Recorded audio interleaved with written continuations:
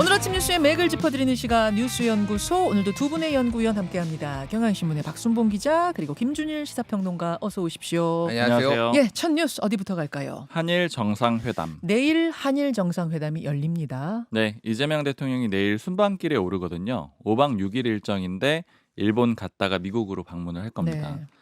내일 일본에 가서는 이시바 총리랑 정상회담을 할 거거든요. 음. 정상회담하고 1박 한 다음에 미국 워싱턴으로 가서 한미 정상회담을 합니다. 뭐 그 사이사이에 보통 해외를 방문하면은 제일동포, 재미동포 간담회들 하거든요. 네. 이런 간담회도 할 거고요.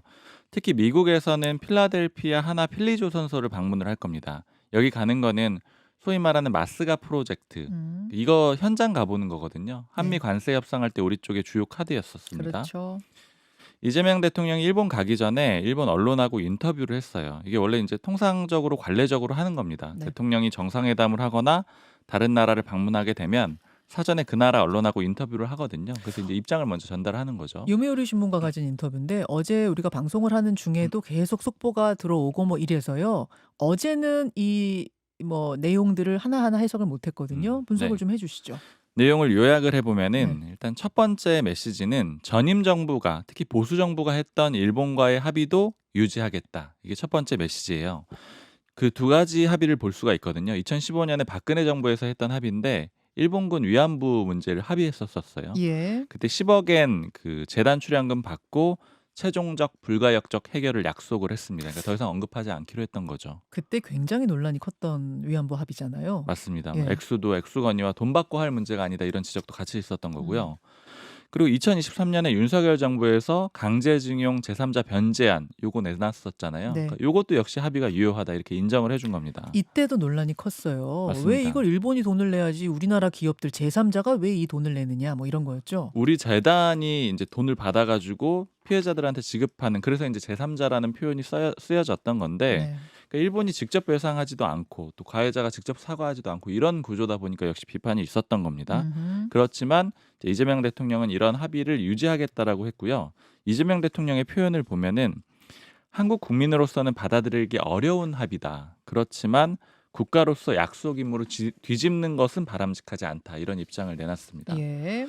그리고 이제 이런 얘기들을 하면서 나오는 것은 결국에는 그 8.15 광복절 때 했던 얘기를 다시 한번 강조한다라고 볼 수가 있어요. 어떤 부분이요? 과거를 직시하되 미래로 가자. 이게 지금 이재명 대통령의 대일 그런 일종의 정책이거든요. 기조거든요. 과거를 직시하되 미래로 가야 한다. 미래지향적으로 가자 이 얘기인데 어제도 그런 표현이 인터뷰에 나와 있었습니다.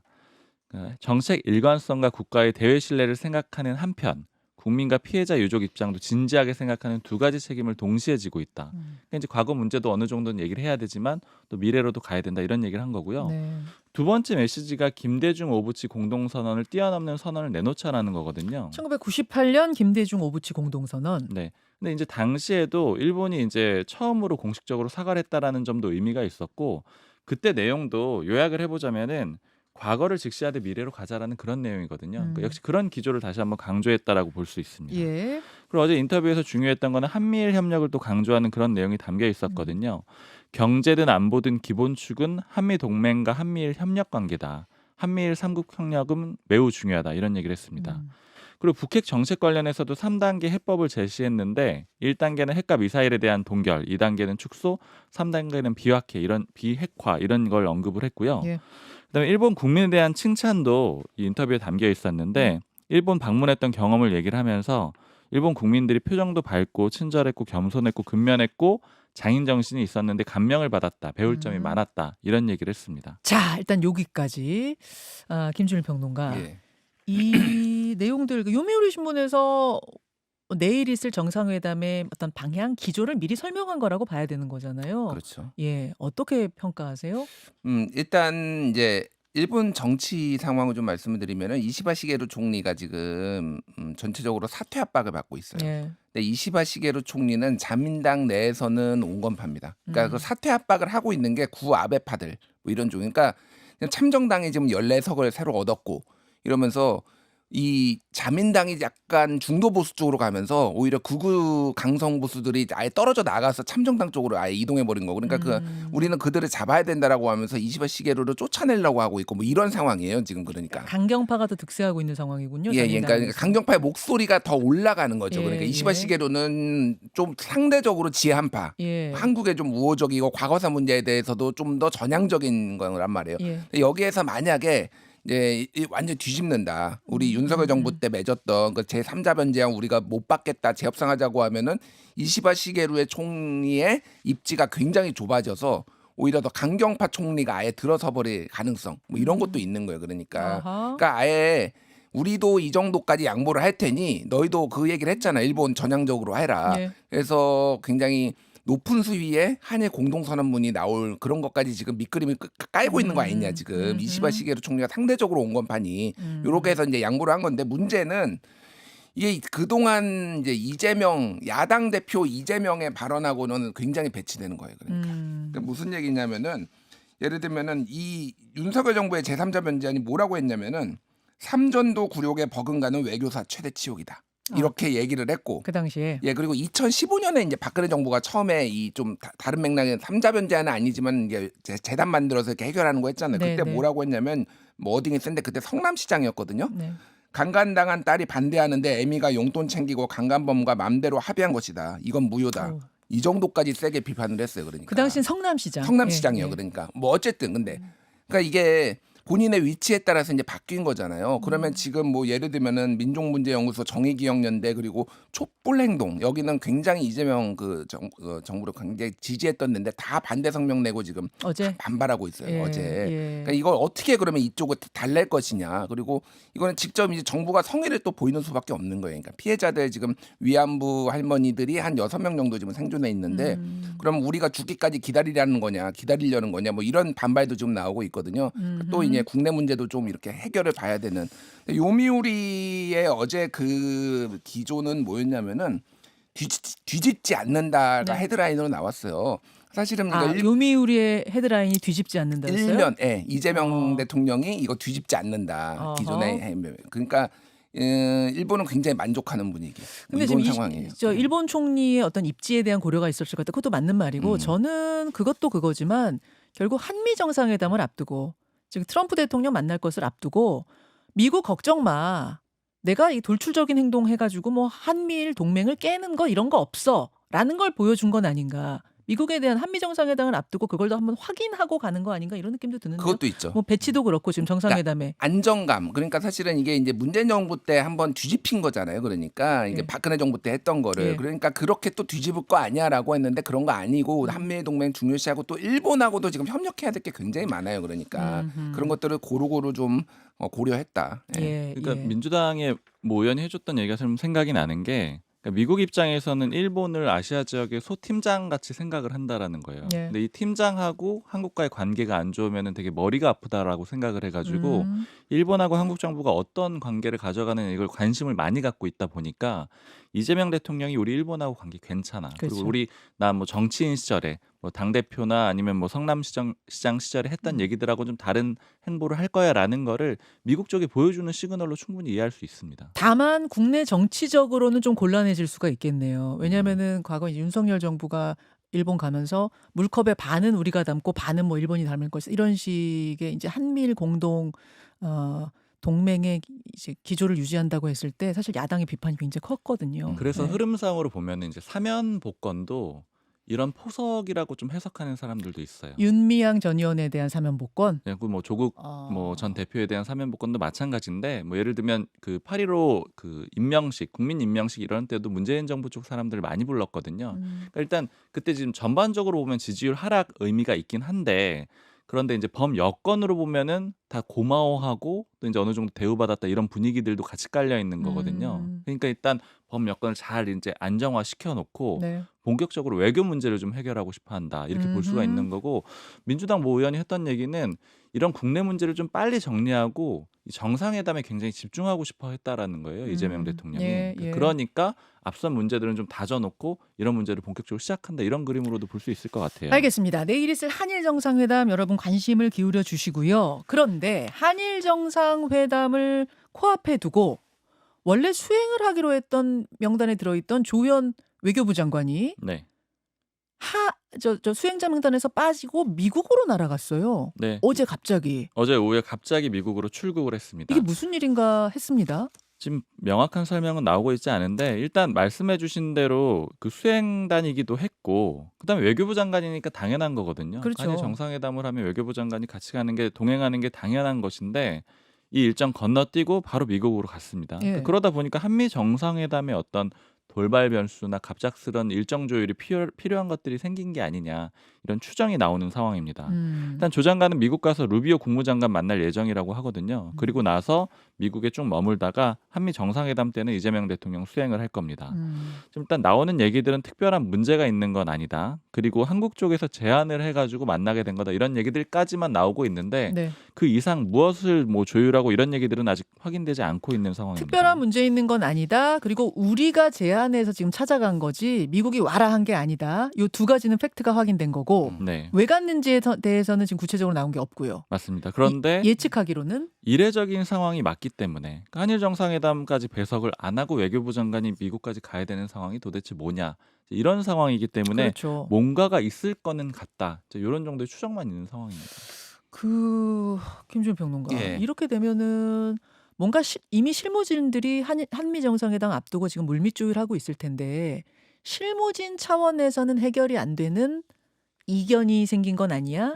그래서 이제 장관급에서 뭔가 조율을 하러 간 거 아니야? 이런 생각을 할 수 있고 또 하나는 그냥 언뜻 드는 생각은 지금 러시아 우크라이나 이 종전 협상 때문에 뭐 2주 안에 다 모여갖고 정상회담 한다 어쩐다 이러고 있잖아요.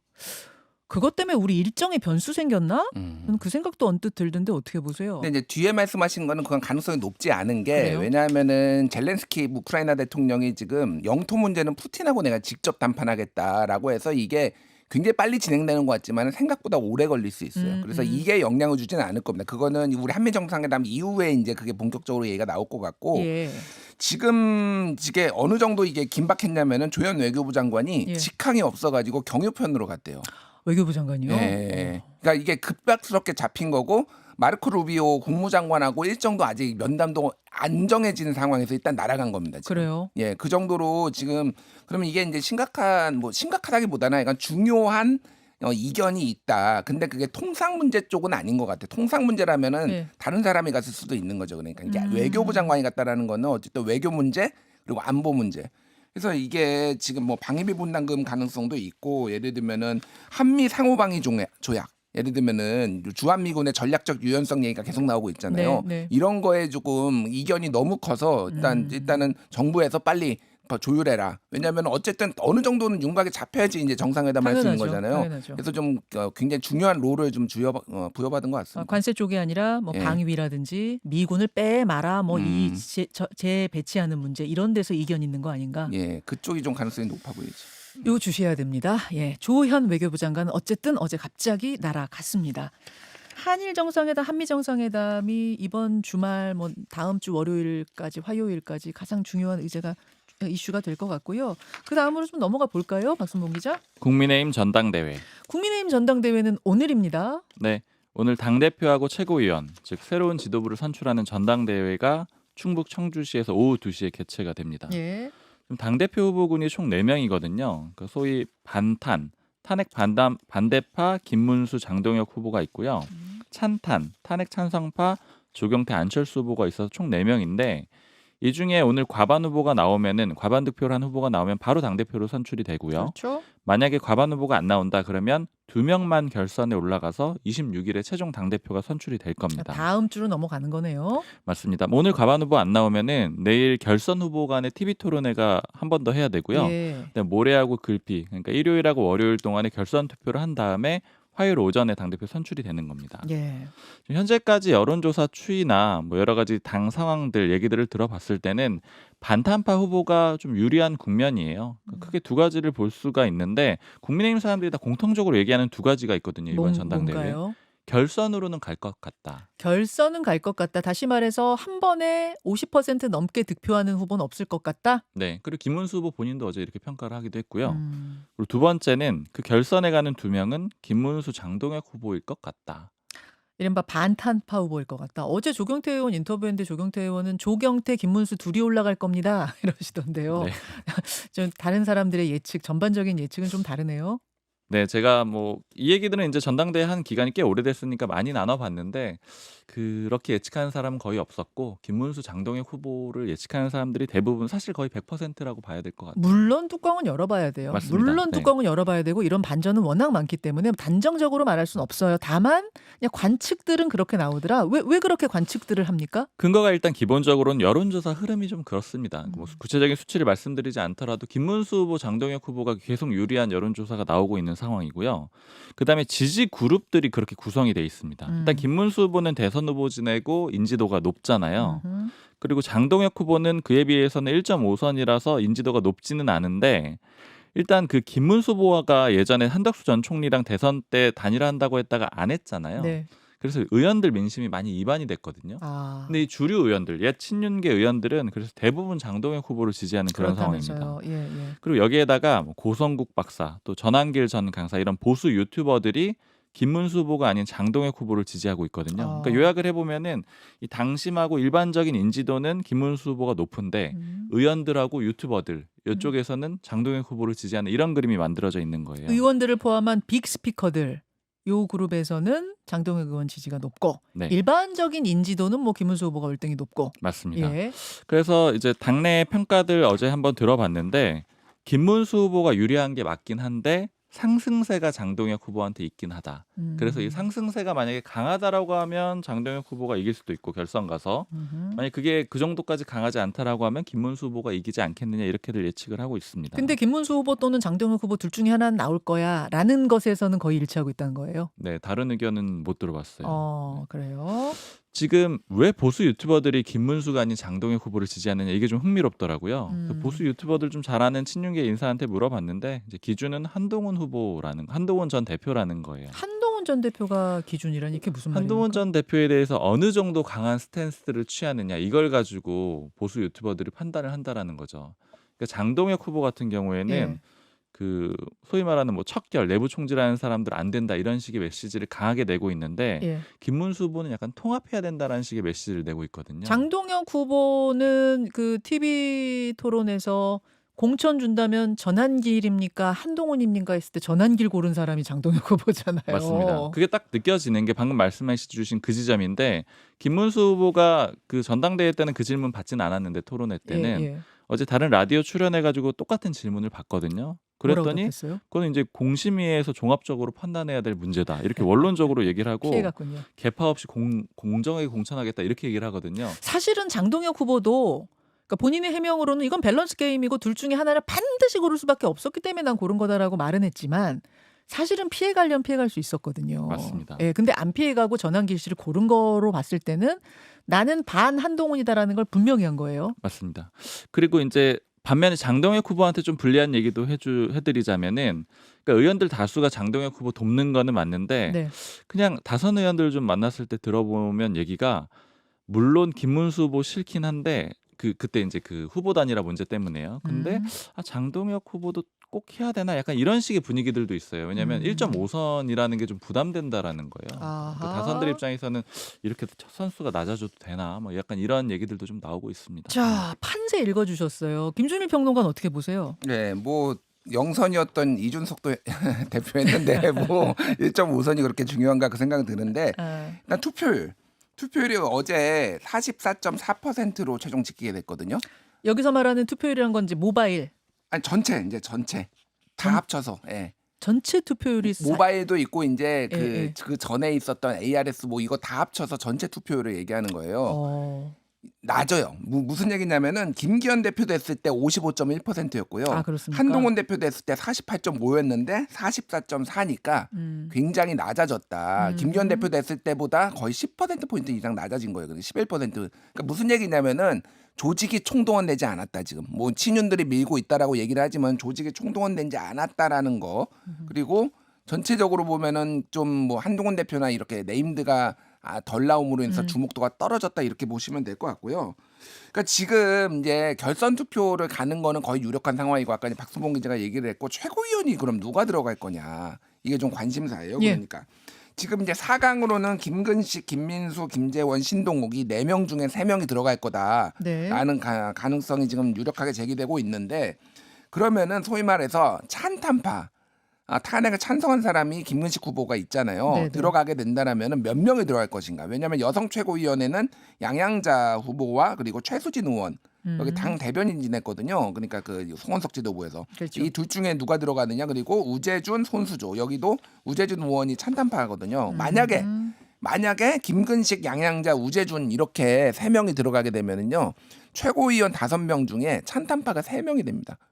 그렇게 될 경우에는 굉장히 이제 회의 때 또 많은 또 어떤 갈등들 뭐 이런 게 있을 것 같고 26일에 이제 저 최종 결과가 나올 가능성이 높은데 어제 이제 박지원 의원도 얘기했지만 분당 가능성 계속 얘기하고 있잖아요. 박지원 의원은 아예 100%막 이렇게 단정하시던데. 원래 좀 많이 지르시는 분이라서 뭐 그거 다 믿지 바람이 좀 섞인 것 같긴 합니다만. 예, 그런데 어쨌든 심상치는 않다. 분당은 아니더라도 이게 컨벤션 효과가 있어가지고 당의 지지율이 올라가는 그런 게 아니라 내부 노선 투쟁은 더 격렬하게 일어날 가능성이 지금 누가 당 대표가 되더라도 그리고 지방선거를 앞두고 여러 네. 가지 뭐 최악의 경우는 분당 뭐 이런 것까지 지금 뭐 얘기들이 솔솔 나와요. 알겠습니다.